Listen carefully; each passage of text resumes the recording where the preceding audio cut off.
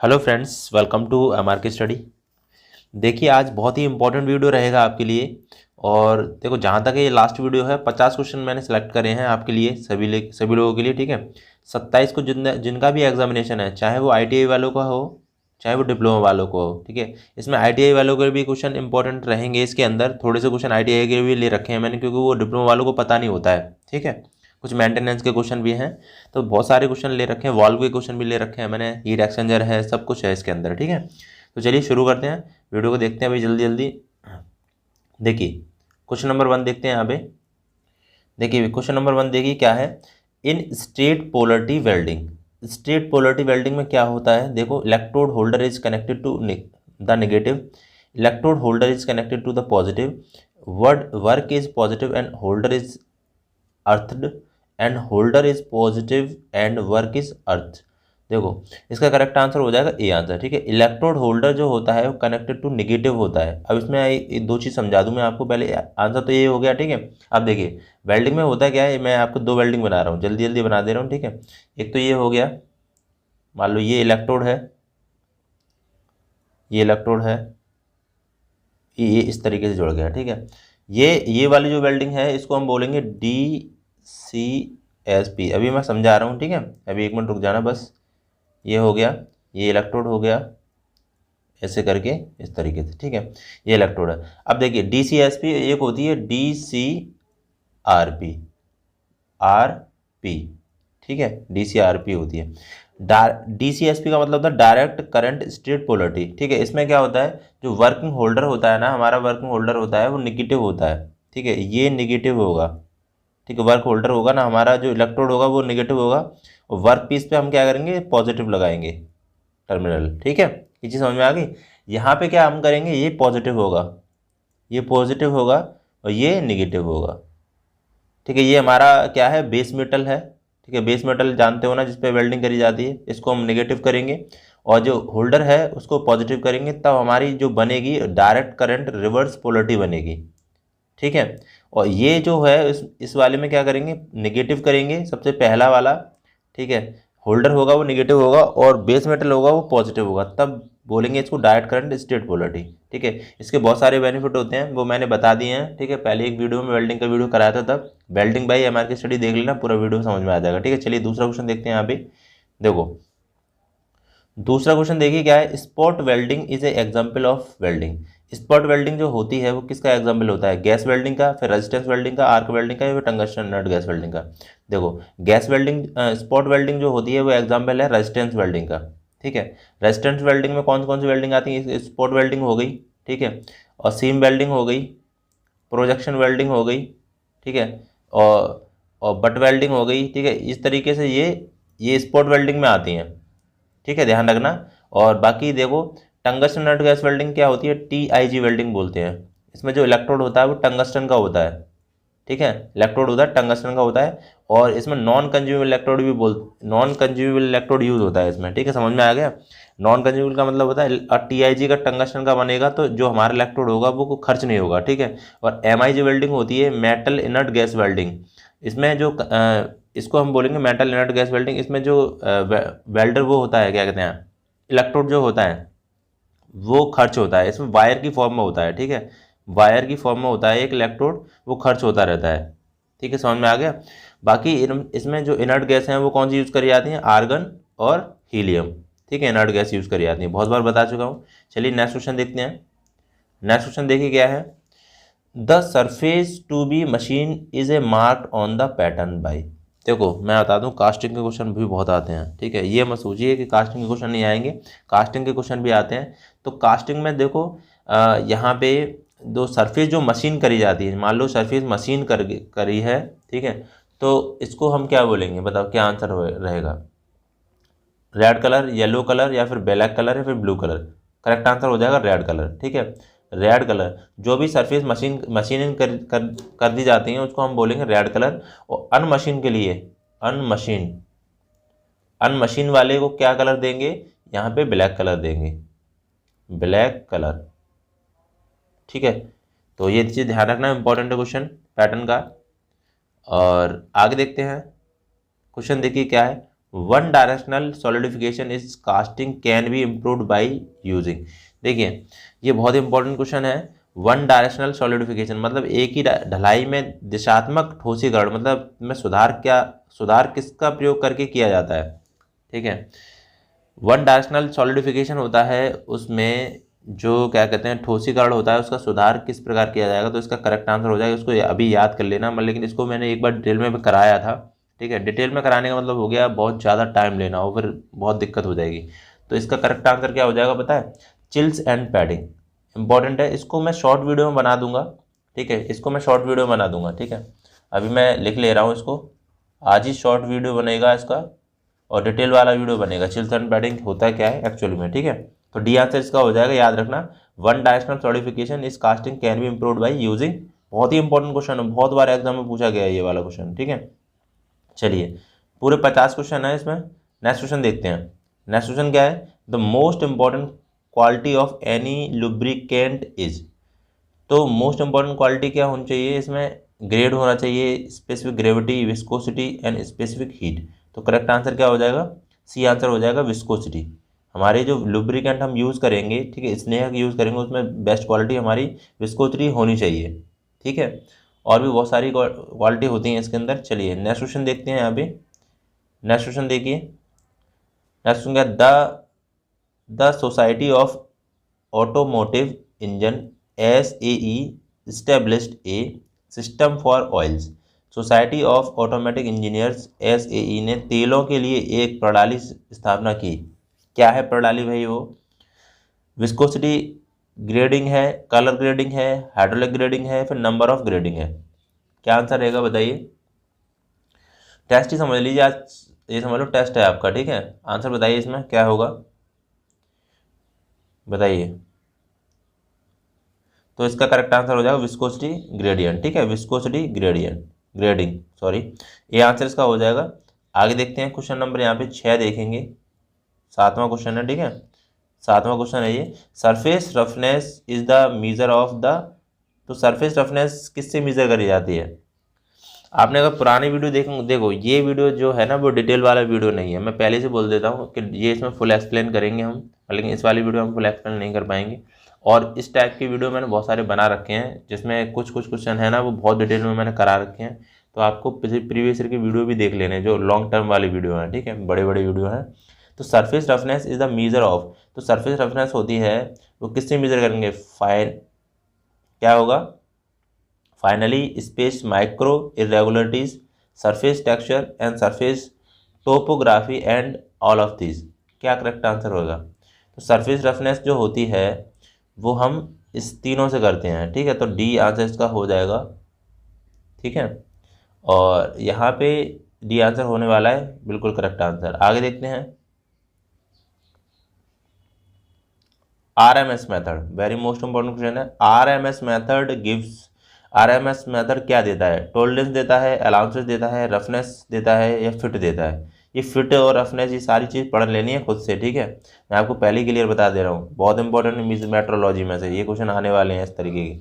तो देखिए इसका सरफेस रफनेस आंसर हो जाएगा। RMS हमें पता चलता है सरफेस रफनेस। ठीक है, ये ऐसे करके इरेगुलरिटी होती है, जब हम सरफेस देखते हैं तो इस तरीके से सरफेस बनी होती हैं। तो RMS वैल्यू से हम चेक करते हैं इसको। ठीक है, इसका फॉर्मूला क्या होता है, RMS का फुल फॉर्म होता है रूट मीन स्क्वायर वैल्यू। ठीक है, रूट मीन स्क्वायर वैल्यू होता है, उसका फॉर्मूला जो होता है वो H1 square plus H2 square plus H3 square ऐसे dot dot dot upon n होता है। ठीक है, इस तरीके से होता है, मतलब कि ये पूछा नहीं जाएगा, बस ये सिंपली ये पूछा जाएगा। ठीक है, आगे देखते हैं। आगे देखो फ्लूइड मैकेनिक्स का क्वेश्चन है, इंपॉर्टेंट है भाई। The pressure inside a hollow bubbles in A given by. अगर हॉलो बबल्स है आपका, उसके अंदर अगर हम प्रेशर हम देखें, ठीक है, तो क्या फॉर्मूला बनता है इसका। ठीक है, क्या फॉर्मूला बनता है, P equal to 8 sigma upon D. P equal to 8 sigma upon D बनता है, ए आंसर हो जाएगा। अगर ड्रॉप बबल्स हो जाएगी, ठीक है, ये तो ये हमारा हो गया हॉलो बबल के लिए हो गया, हॉलो बबल या फिर शोक बबल। एक ड्रॉप हो गई हमारी, ड्रॉप अगर ड्रॉप हो गई, ठीक है, ड्रॉप मतलब पानी की बूंद हो गई। ठीक है, उसके अंदर प्रेशर हम देखें तो ये हो जाता है 4 सिग्मा अपॉन डी, ये क्वेश्चन आते हैं डायरेक्ट इससे, ठीक है।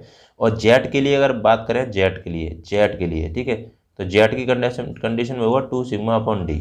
सिग्मा है सरफेस टेंशन है, डी डायमीटर है, ठीक है, ध्यान रखना। तो ये सीधे सीधे पूछ ले जाएंगे, शॉप बबल के लिए क्या होता है, हॉलो बबल के लिए क्या होता है, और जेट के लिए क्या होता है। तो इस तरीके से क्वेश्चन पूछे जाते हैं। आगे देखते हैं, नेक्स्ट क्वेश्चन देखिए इंडस्ट्रियल का है, in break even analysis total cost consist of. Break even analysis मैंने देखो पूरा एक डिटेल में वीडियो कराया था IOCL रिफाइनरी का, जो कि था इंडस्ट्रियल का था, उसमें CPM करके कुछ था और PERT था, PERT। तो ये सारी चीज़ों का मैंने एक वीडियो कराया था, वो एक बार देख लेना उसको, बहुत सारे अच्छे अच्छे क्वेश्चन और डिटेल में कराए वो, ठीक है। आप देखते ही नहीं वो, मैंने आपको बहुत बार बोला है कि आप प्लेलिस्ट मेरी पूरी देख लीजिए IOCL की, चाहे अप्रेंटिसशिप वाली हो, चाहे वो रिफाइनरी वाली हो, चाहे पाइपलाइन की हो, तीनों की बनी रखी है, ठीक है। इन ब्रेक इवन एनालिसिस, तो ब्रेक इवन एनालिसिस जो होती है वो होती है fix cost plus variable cost, ठीक है। फिक्स कॉस्ट और वेरिएबल कॉस्ट होती है, सी आंसर इसका हो जाएगा।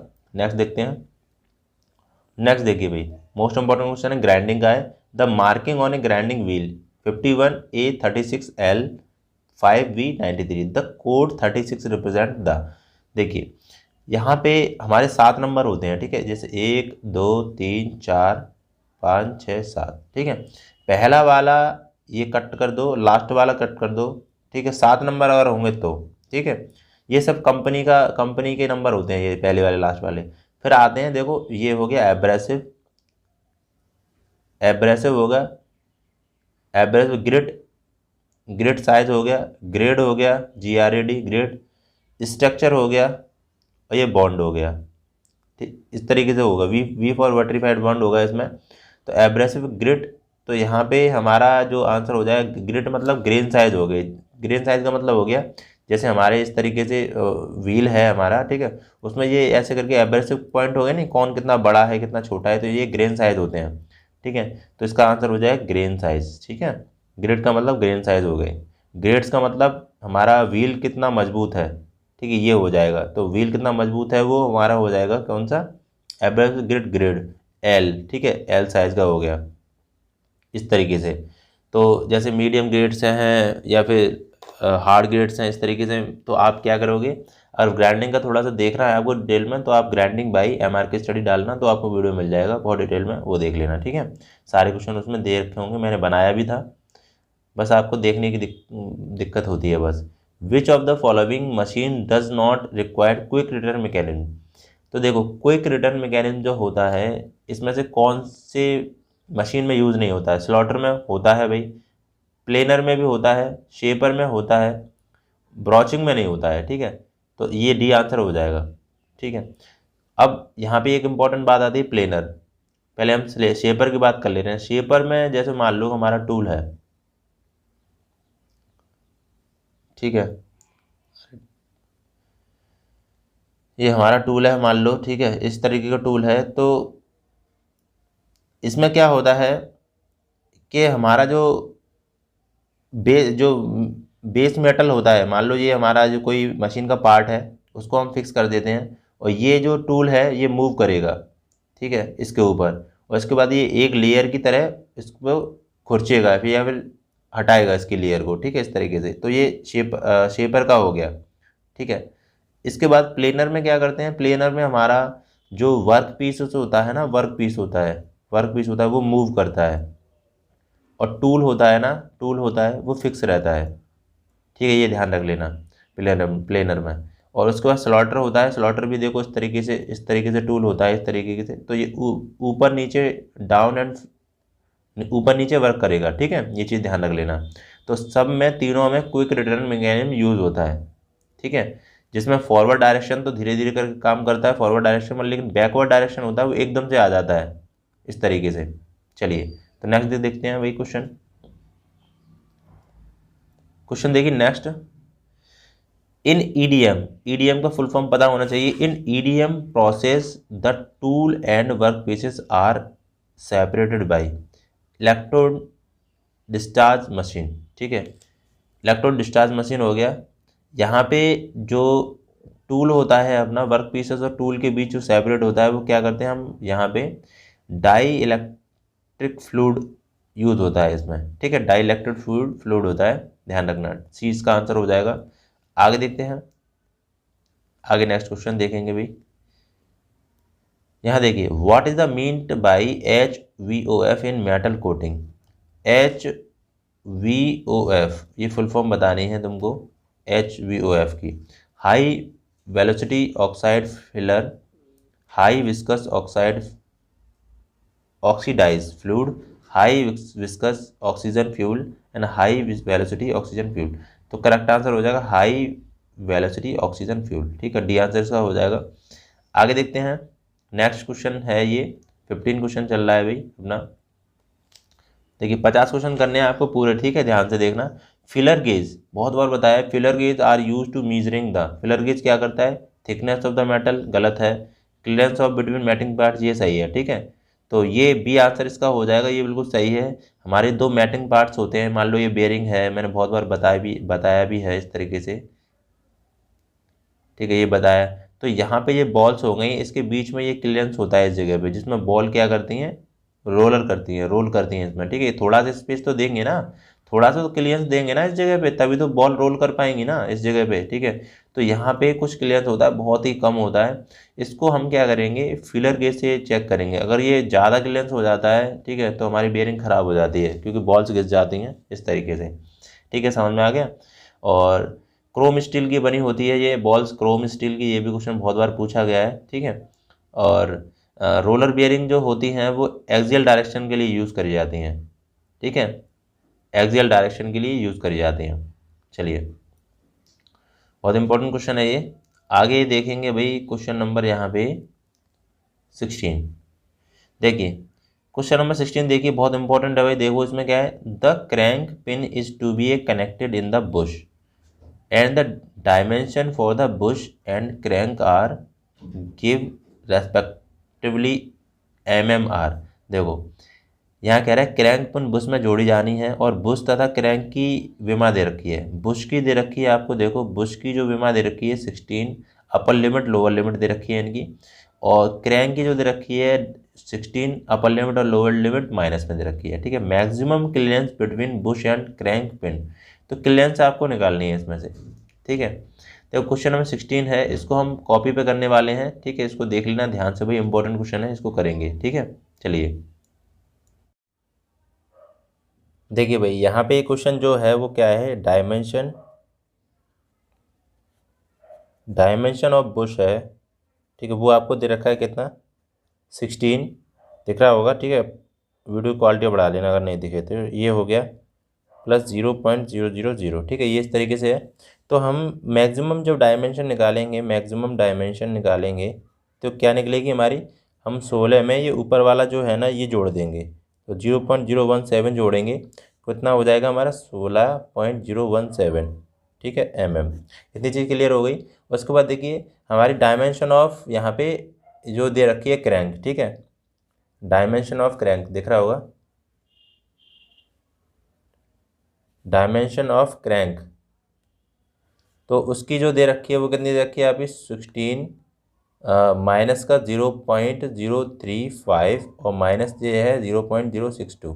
तो हम लोअर डायमेंशन निकालेंगे, और लोअर डायमेंशन निकालेंगे इसकी, तो कैसे निकालेंगे, 16 में से हम क्या करेंगे, माइनस करेंगे 0, ये नीचे वाला 0.062, ठीक है। तो कितना बचेगा हमारा 15.938, ठीक है। अब क्या करेंगे, ये वाली जो डायमेंशन है ये वाली हमारी मैक्सिमम डायमेंशन, और लोअर डायमेंशन ये वाली है, ठीक है, इसमें से घटा देंगे इसको, तो 16 पॉइंट तब हमारी क्लियरेंस निकल जाएगी, ठीक है, क्लियरेंस निकल जाएगी, ठीक है। 15.938 अगर निकालोगे आप, तो इसमें से अगर ये घटाना तो आपकी निकलेगी 0.079, ठीक है, समझ में आ गया, जो कि डी आंसर इसका हो जाएगा।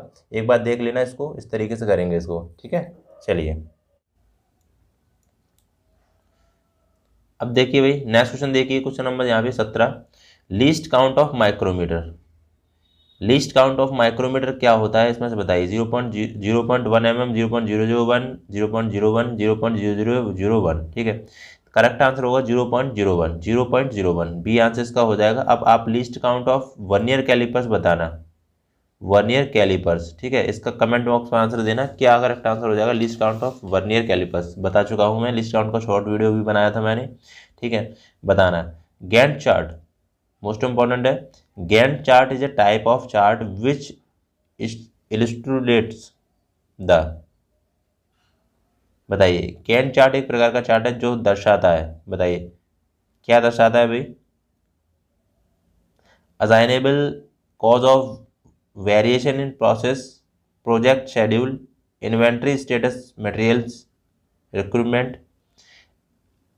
यहाँ common causes of vibration sorry variation in process, तो क्या आंसर हो जाएगा।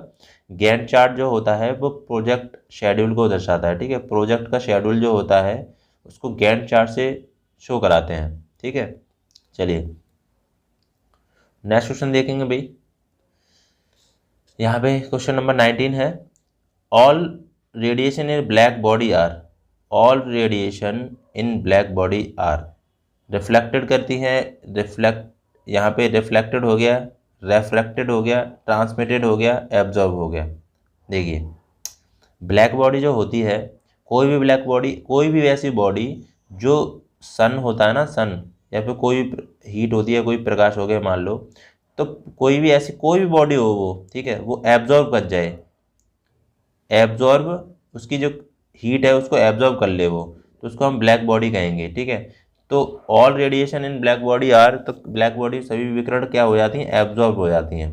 ठीक है, डी आंसर उसका हो जाएगा।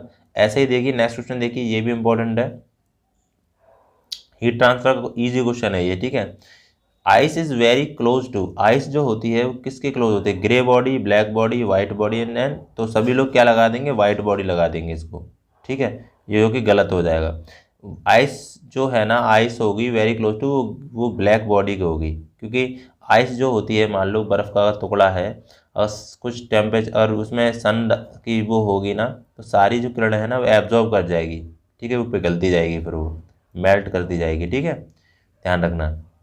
आगे देखते हैं भाई, most important question, air refrigeration work on which cycle. Air refrigeration जो होता है वो किस साइकिल पर वर्क करता है, रैंकाइन पे, फिर Bell Coleman cycle, reverse Carnot cycle, both B and C. देखिए करेक्ट आंसर हो जाएगा क्या, बेल कॉलमैन साइकिल। ठीक है, बेल कॉलमैन साइकिल पे होता है, उसमें क्या होता है, टू रिवर्सेबल एडियाबेटिक प्रोसेस होते हैं, टू रिवर्सेबल एडियाबेटिक प्रोसेस होते हैं। ठीक है, और टू क्या होते हैं यहाँ पे, कांस्टेंट प्रेशर। ठीक है, कांस्टेंट प्रेशर प्रोसेस होता है। आगे देखते हैं भाई, आगे देखिए, in Electrolux refrigerator, most important question है। इलेक्ट्रोलक्स रेफ्रिजरेटर जो होता है वो क्या होता है, ammonia is absorb in hydrogen, ammonia is absorb in water, ammonia in evaporates in hydrogen, hydrogen evaporates in ammonia. What is the correct answer of Electrolux refrigerator, जो कि क्वेश्चन नंबर 22 है, मैं क्वेश्चन नंबर 22 भी लिखता चला जा रहा हूँ। ठीक है, तो करेक्ट आंसर हो जाएगा अमोनिया इवापोरेट इन हाइड्रोजन। ठीक है, सी इसका आंसर हो जाएगा। नेक्स्ट देखते हैं क्वेश्चन, देखिए भाई काफ़ी इंपॉर्टेंट क्वेश्चन है। The fan belt is automobile is, तो फैन बेल्ट जो होती है वो बी सेक्शन कौन सी होगी भाई, बी सेक्शन वी बेल्ट होगी। ठीक है, बी सेक्शन वी बेल्ट होगी। इसमें जो एंगल होता है, इसमें जो एंगल होता है वी का वो 30 से 40 होता है, 30 से 40। ठीक है, ये एंगल ध्यान रखना, ये काफ़ी इंपॉर्टेंट है।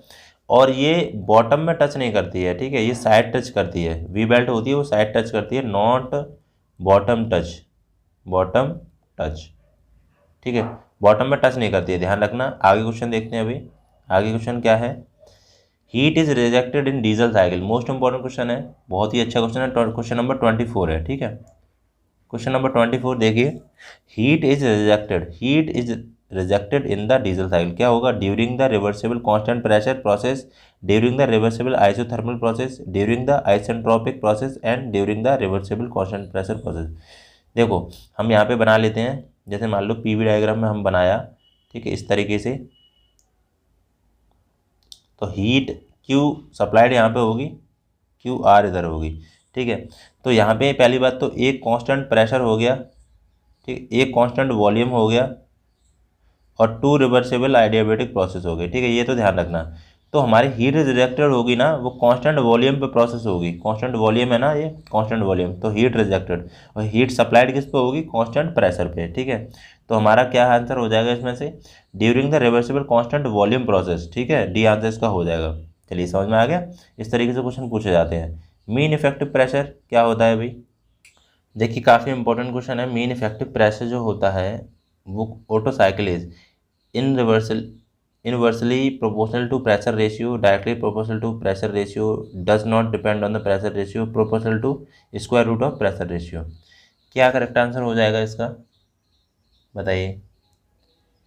देखिए करेक्ट आंसर हो जाएगा directly proportional to pressure ratio, ठीक है। इस तरीके से हम पी एम प्रोपोर्शनल P2/P1, ठीक है, इस तरीके से हम कर लेते हैं यार। और मीन इफेक्टिव प्रेशर जो होता है, मैं आपको सीधे सीधे बता दूं, मीन इफेक्टिव प्रेशर MEP बोलते हैं इसको, ठीक है, शॉर्ट फॉर्म में।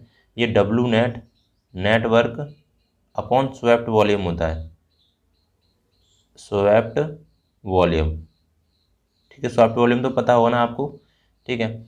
VC + VS अपॉन VC, ये स्वेप्ट वॉल्यूम होता है, ठीक है।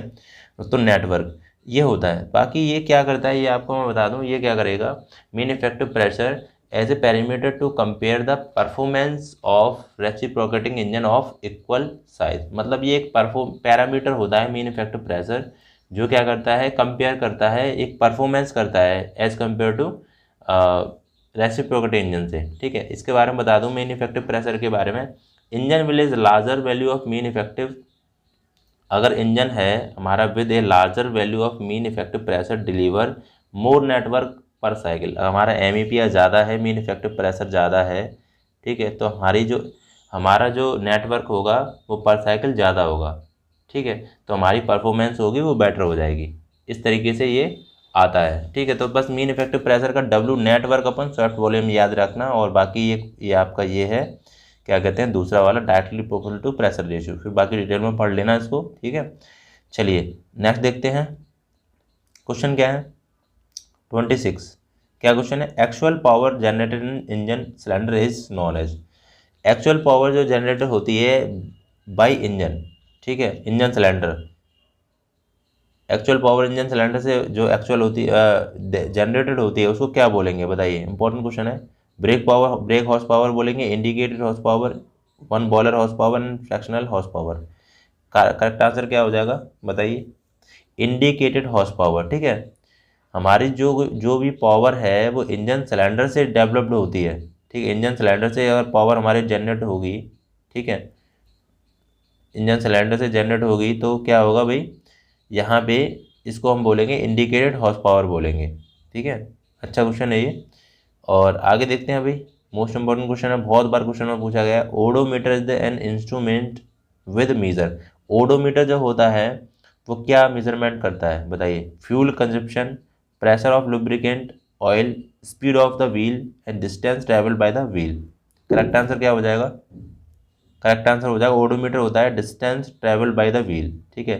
जो हमारी बाइक लगी होती है, ठीक है, बाइक पे इस तरीके से बना होता है ना ओडोमीटर, जिसमें हमारी स्पीड दिखाता है, ठीक है, कितनी स्पीड जा रही है आपकी, वो ओडोमीटर होता है, ठीक है। वो क्या करता है? Distance travelled by the wheel, तो डिस्टेंस आपको कवर करके दिखा है। डिस्टेंस, कभी कभी डिस्टेंस भी लिखा होता है, डिस्टेंस होता है, वेलोसिटी होता है, स्पीड होता है, तो आपको ध्यान रखना डिस्टेंस होता है, ठीक है, इसका करेक्ट आंसर। चलिए नेक्स्ट क्वेश्चन देखते हैं भाई। देखिए भाई नेक्स्ट क्वेश्चन देखते हैं, इंपॉर्टेंट क्वेश्चन है। Rotary compressor is a suitable for. Rotary जो कंप्रेसर होता है किसके लिए होता है? Large discharge and high pressure, low discharge and high pressure, large discharge and low pressure and low discharge and low pressure. बताइए क्या आंसर होगा? High discharge and low pressure के लिए होता है, ठीक है।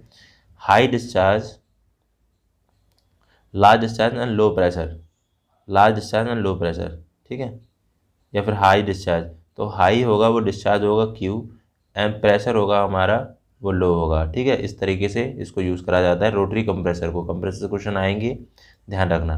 कंप्रेसर मैंने करा दिया है पूरा अच्छी तरीके से। कंप्रेसर बाय MR की स्टडी डालना तो डिटेल वाला वीडियो आपको मिल जाएगा, ठीक है। Maximum work is done compressing air when the compression is. संपीड़न होने पर वायु के संपीड़न हेतु अधिकतम कार्य किया जाता है। आइसोथर्मल करा जाएगा, आइडियाबैटिक, पॉलीट्रॉपिक, ये नन ऑफ दिस। बताइए तो मैक्सिमम वर्क होता है वो कंप्रेसर में, ध्यान रखना मैक्सिमम वर्क जो होता है कंप्रेसर में वो एडियाबेटिक पे करा जाता है, ठीक है, एडियाबेटिक पे करा जाता है मैक्सिमम वर्क, ठीक है, ध्यान रखना इसको भाई। आगे देखते हैं, रेसिप्रोकेटिंग कंप्रेसर जो होता है, reciprocating air compressor is best suited for. तो रेसिप्रोकेटिंग कंप्रेसर जो होता है वो large quantity of at high pressure, small quantity and air high pressure, small quantity of air low pressure and large quantity of air low pressure. बताइए क्या correct answer होगा। Reciprocating engine जो होता है वो क्या करता है, स्मॉल क्वांटिटी होती है इसमें, डिस्चार्ज जो होगा वो कम करेगा, लो करेगा, एंड प्रेशर होगा इसमें हाई, ठीक है, ध्यान रखना। तो small quantity and high pressure या फिर small discharge of high pressure, इस तरीके से क्वेश्चन देता है, मतलब आंसर देता है, ठीक है, बी आंसर इसका हो जाएगा। आगे देखते हैं भाई, आगे देखिए, अब अच्छे क्वेश्चन आ गए हैं, ठीक है, ध्यान रखना इसको। ये आपका क्वेश्चन नंबर जो है वो 31 है, ठीक है, क्वेश्चन नंबर 31 है। देखिए, name of the instrument in measure wall thickness of the hydraulic pump. Name of the instrument बताना है आपको जो मीजर करता है thickness of the hydraulic pump. Depth micrometer, inside micrometer, outside micrometer and tube micrometer. तो correct answer क्या हो जाएगा भाई इसका, ट्यूब माइक्रोमीटर, ठीक है, डी आंसर इसका हो जाएगा। आगे देखते हैं, hollow saddle key. Hollow saddle key होती है, hollow saddle key is use to only transmit. Hollow saddle key क्या करती है, क्या कहते हैं, लाइट ड्यूटी ट्रांसमिशन के लिए, मीडियम ट्रांसमिशन के लिए, हाई ट्रांसमिशन के लिए, वेरी हाई ट्रांसमिशन।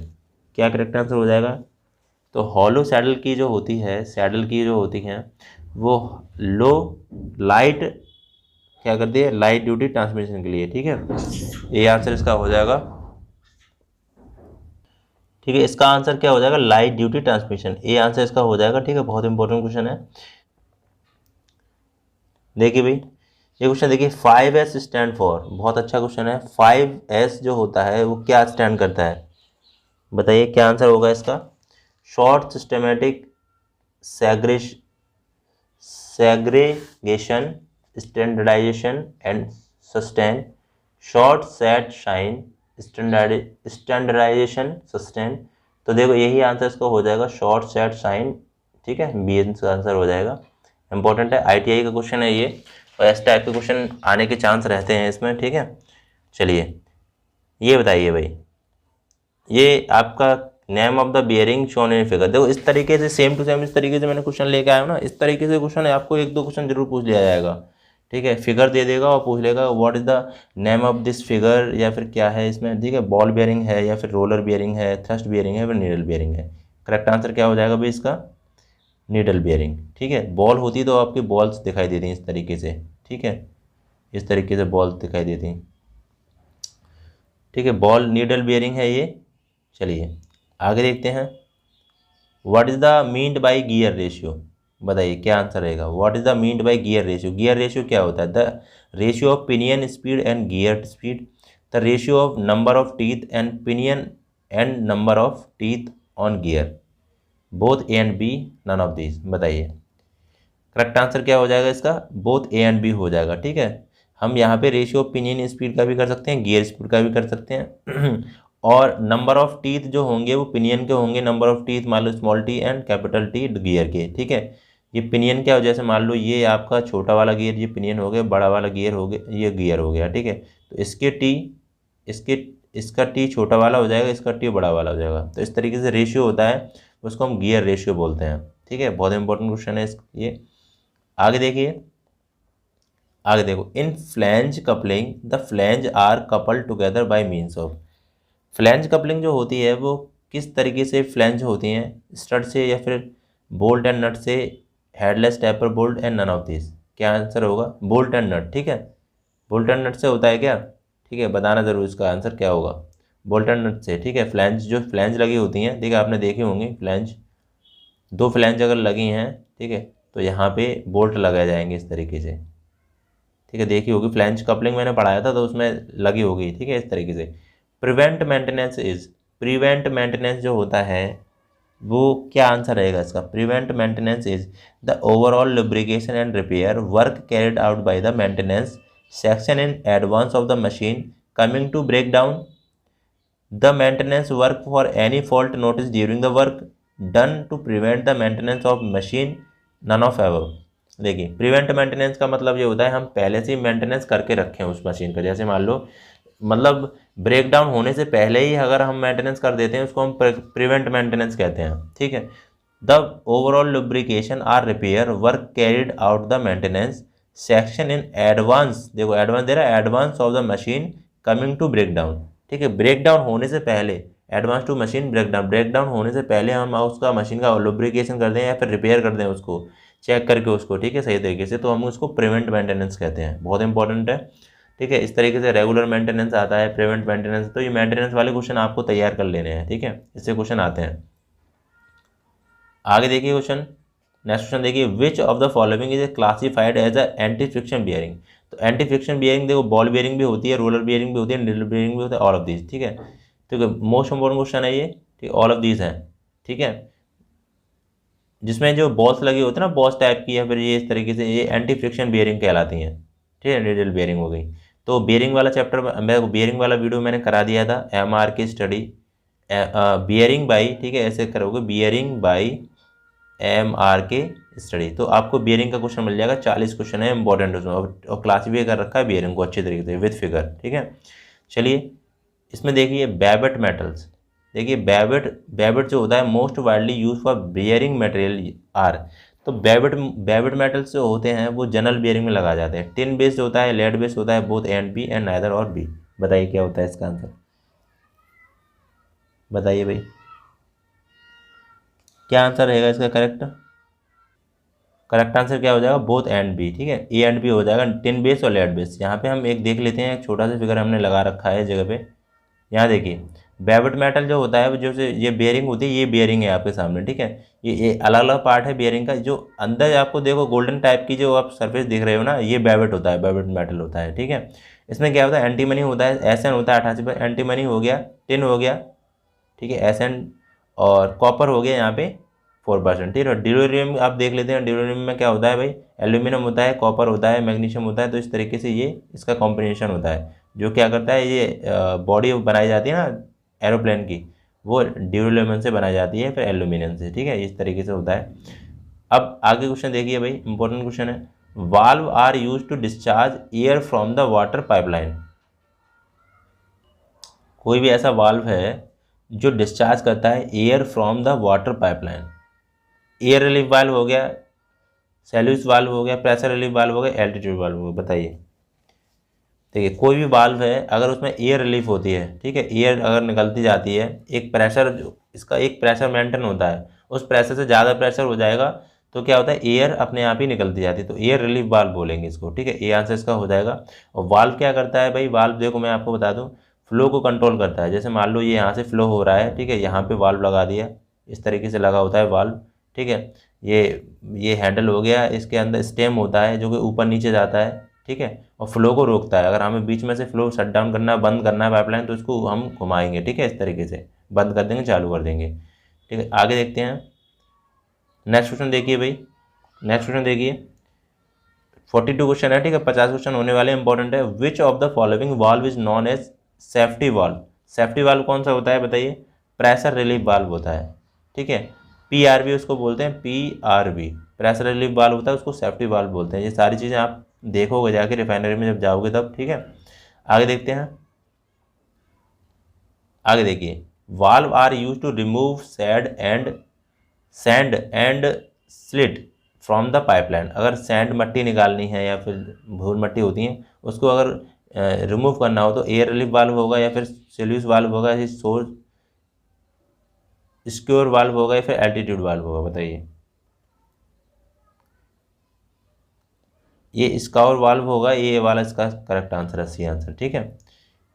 देखिए आगे नेक्स्ट क्वेश्चन देखते हैं, विच of the following valve is better for on off control. मतलब ऑन ऑफ आपको करना है जल्दी से जल्दी, तो कौन सा बेटर रहेगा इसमें से, बताइए। तो बॉल वाल्व होता है ना, बॉल वाल्व, ठीक है, ये होता है, बहुत अच्छा होता है ये, ठीक है, ऑन ऑफ की कंडीशन में। चलिए आगे देखते हैं, क्वेश्चन देखिए अब 45 क्वेश्चन है, बस 5 क्वेश्चन और रह गए हैं, ठीक है, अच्छे से कर लेना। The Charpy test is a conducted to major.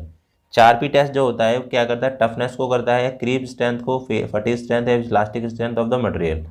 क्या आंसर रहेगा इसका, टफनेस। ठीक है, टफनेस को करता है 4P टेस्ट, ध्यान रखना।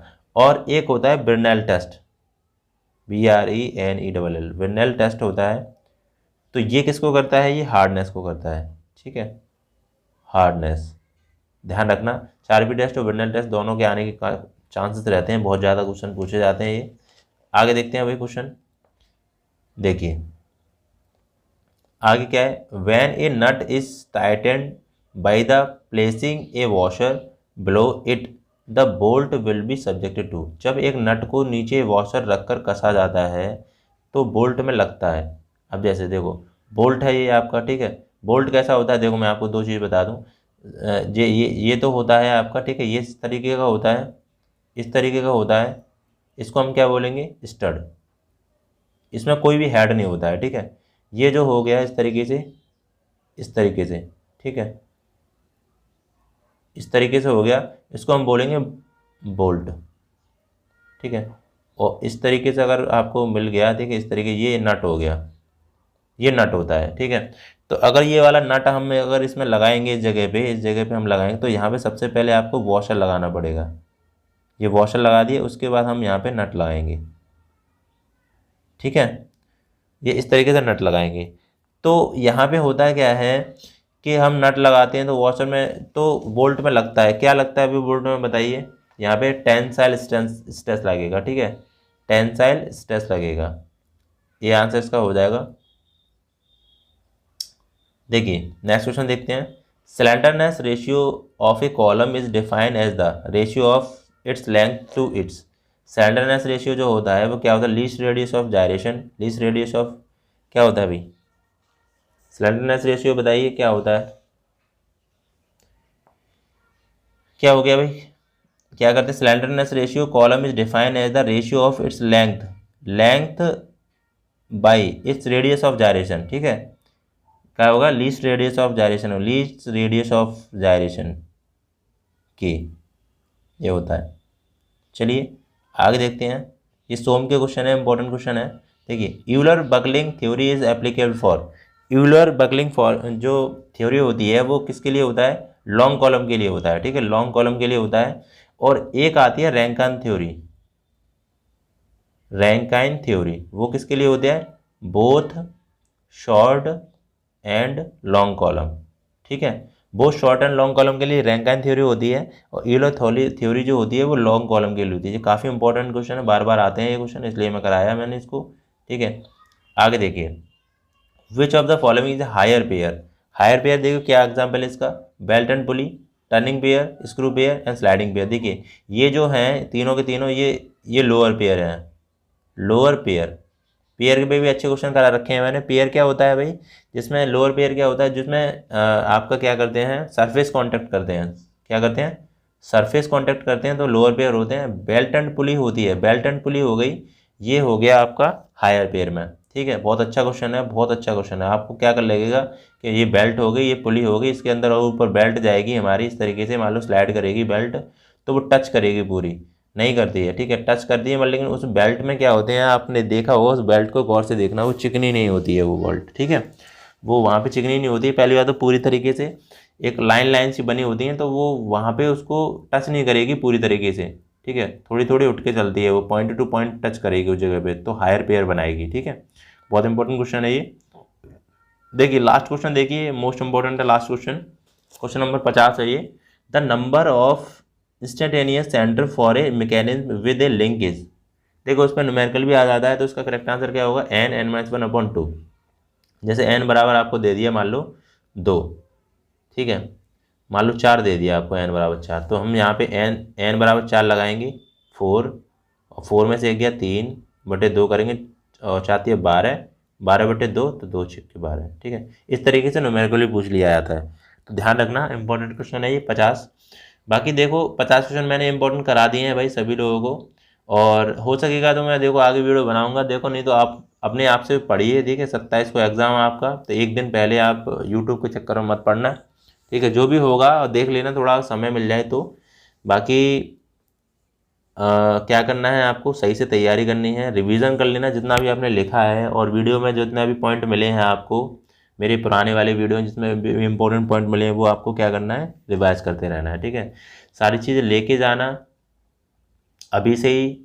आपका क्या है, एडमिट कार्ड निकलवा लेना, और मास्क भी लेके जाना है, बोतल चाहो तो बोतल, अगर अलाउ हो तो बोतल भी लेके जाना, पेन लेके जाओगे। ठीक है, ये चीज़ें हैं। और फ़ोटो भी लेके जाओगे, 2 फ़ोटो लेके जाना, उसमें सब कुछ लिखा होगा एडमिट कार्ड में। ठीक है, ये सारी चीज़ें लेके जाना, जिससे आपको कोई दिक्कत नहीं हो। और पहले जाना भाई, 1 घंटे पहले ही जाना। बहुत सारे लोग क्या कहते हैं, मैं आधा घंटा लेट पहुंच जाऊं या बाद में पहुंच जाऊं, ऐसा कुछ हो जाएगा, ऐसा कुछ नहीं है। ठीक है, कोई तो क्या करता है, डॉक्यूमेंट वेरिफिकेशन को ही छोड़ देता है, फिर वो बाद में कॉल करके मुझसे बोलता है सर मैं डॉक्यूमेंट वेरिफिकेशन करवा सकता हूँ दोबारा। तो भाई वो डिपेंड करता है आईओसीएल पे, आप उनको ईमेल करोगे तब वो करेगा। ठीक है, बाकी भाई सभी लोग साथ बने रहिएगा, चैनल को सभी लोग सब्सक्राइब कर लीजिए। आप लोगों की वजह से भाई 13,000 सब्सक्राइबर हो गए, 13K। ठीक है, आप सभी लोगों की फैमिली जो होगी 13,000 की हो गई है भाई। बहुत मतलब मेहनत बहुत हो रही है, और लेकिन इसमें जो सब्सक्राइबर हैं वो आप बहुत कम हो रहे हो। ठीक है, पता नहीं क्या दिक्कत आ रही है, लेकिन कोशिश कर रहे हैं हम, साथ बने रहिए। और इसको टेलीग्राम को ज़रूर ज्वाइन कर लेना। ठीक है, PDF मिल जाती है इस पर, कभी कभार हम टाइम मिलता है तो हम इस पर अपलोड कर देते हैं। ठीक है, और कुछ भी पूछना हो तो भाई कमेंट बॉक्स में पूछ लेना, और हम आंसर हम उसका दे देंगे, बता देंगे उसको क्या दिक्कत है क्या है। चलिए, और उल्टी सीधी कमेंट मत करना बिल्कुल भी, कोई भी मतलब 100 में से एक बंदा ऐसा आ जाता है, पता नहीं हवा में से उड़ के, उसको पहली बार वीडियो मिलता है तो वो क्या करता है, उल्टी सीधी कमेंट कर देता है, फिर मुझे आता है गुस्सा बहुत ज़्यादा। मैं लेकिन उस गुस्से को मैं शांत कर लेता हूँ, और उल्टा जवाब देने से कोई मतलब नहीं है कि जो गलत बोलेगा उससे तुम गलत ही बोलो, तो तुम भी तो वैसे ही हो जाओगे। ठीक है, इसलिए मैं कुछ कहता नहीं हूँ। ठीक है, मेरा फ़र्ज़ है पढ़ाने का, मैंने आपको बता दिया है चीज़ें। और जिसके पास अगर थोड़ा सा संयम और दिमाग होगा वो क्या करेगा, इन चीज़ों से क्या करेगा, जो मैंने क्वेश्चन कराए इस टाइप के क्वेश्चन ढूंढेगा, वो इस टाइप के क्वेश्चन पढ़ने की कोशिश करेगा, रिवाइज करो। ठीक है, मतलब मैं बता रहा हूँ 25 से 30 क्वेश्चन तो RS कुरमी तरफ से आ जाएंगे। ठीक है, RS कुरमी पढ़ लेना, जो उस कंपटीशन की बुक आती है उससे पढ़ना। ठीक है, और भी बुक्स हैं जिसमें आपने स्टडी करी होगी उससे हैं, तो ऐसे क्वेश्चन आते हैं। ठीक है, चलिए तो नेक्स्ट वीडियो मिलते हैं भाई। जय हिंद, जय भारत।